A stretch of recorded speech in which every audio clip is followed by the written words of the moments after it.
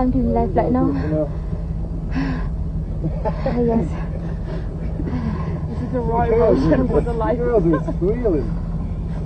Assalamualaikum.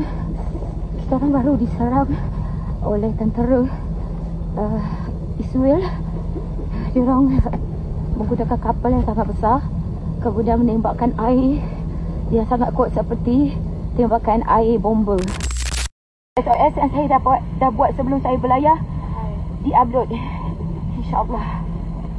Nice warm ocean. Oh, sejuknya, subhanallah. Nice job, thank you. What? Our camera is on. CCTV. Our CCTV is on.